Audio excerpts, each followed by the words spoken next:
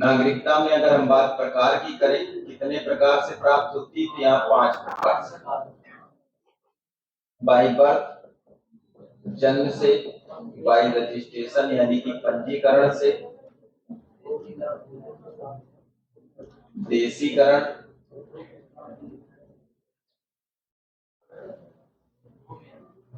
वंश परंपरा और भूमि अर्जन।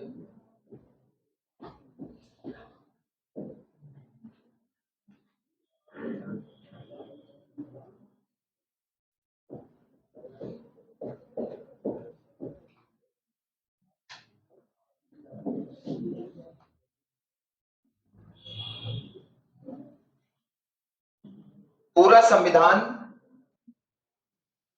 कब अडॉप्ट किया गया? 26 नवंबर 1949 को। कब अडॉप्ट किया गया? 26 नवंबर 1949 को। इसीलिए 26 नवंबर के दिन को हम लोग विधि दिवस के रूप में मनाते हैं, ठीक है ना।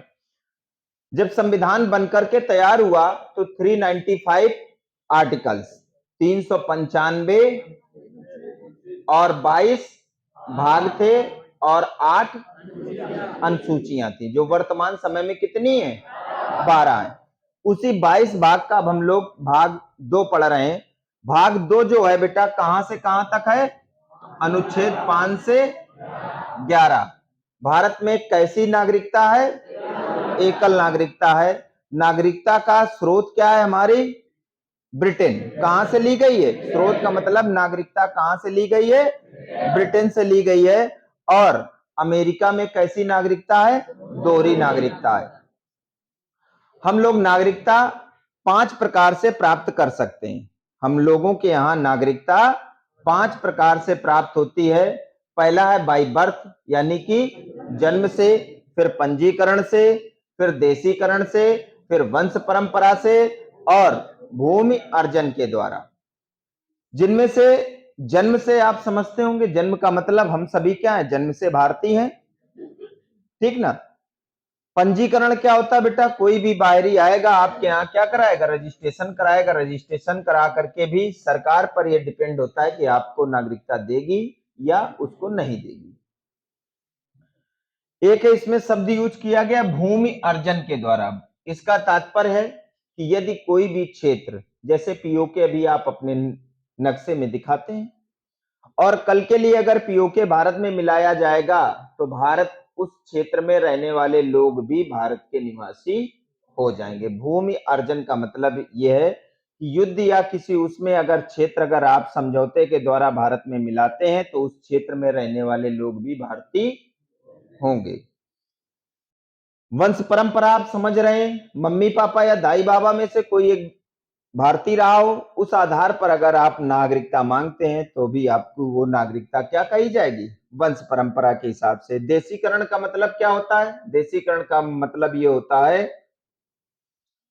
कि 8वीं अनुसूची में जो 22 क्षेत्रीय भाषाएं दी गई हैं उनमें से उल्लेखित किन्हीं भी 2 भाषाओं का कम से कम न्यूनतम आपको ज्ञान पहले आप करिए, क्योंकि भारत में अगर आपको रहना है तो कम से कम यहाँ की क्षेत्रीय भाषाएं आपको आनी चाहिए, ताकि कोई सामान या कुछ भी आप अपना जीवन सरवाइव तो कर सकते हैं ना। तो देशीकरण का मतलब है कि कोई भी 2 भाषाओं में पहले आप सीखें, जब आप सीख जाएंगे तब आप रजिस्ट्रेशन के लिए अप्लाई करेंगे, ठीक है ना। ये 5 प्रकार से आपके यहाँ नागरिकता प्राप्त होती। कौन कौन से बेटा? जन्म से,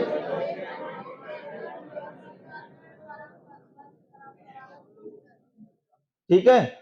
कोई दिक्कत किसी वर्ड में किसी को बेटा कोई? तो ये 5 प्रकार हैं जिससे आपको नागरिकता प्राप्त हो रही। तो बताएंगे कि 5 से 11 ये जो है इसके बारे में अगर थोड़ी हम तुम बातचीत कर लें। अनुच्छेद 11 ये कहता है कि नागरिकता के संबंध में कानून बनाने का अधिकार संसद को है। किसको है? संसद को। इस लाइन का मतलब क्या हुआ बेटा? कि नागरिकता जो है वो संघ सूची का विषय है, यानी कि केंद्र सरकार इस पर कानून बनाएगी।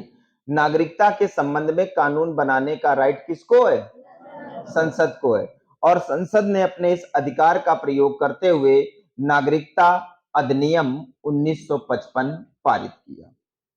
सरकार ने इस अधिकार का प्रयोग करते हुए नागरिकता अधिनियम 1955 पारित किया गया, जिसमें समय समय पर संशोधन किया गया।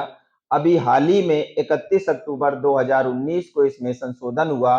नागरिकता संशोधन अधिनियम 2019 के द्वारा नागरिकता अधिनियम 1955 में कुछ संशोधन किया गया और ये कहा गया कि 3 देशों में, पाकिस्तान, बांग्लादेश और अफगानिस्तान से 2014 के पहले या 2014 तक आए हुए 6 विभिन्न समुदाय के लोग, यानी कि मुसलमान छोड़ करके उसमें जितने भी अल्पसंख्यक वर्ग में हैं, हिंदू, बौद्ध, जैन, पारसी, ईसाई, सिख, ये सभी भारतीय माने जाएंगे।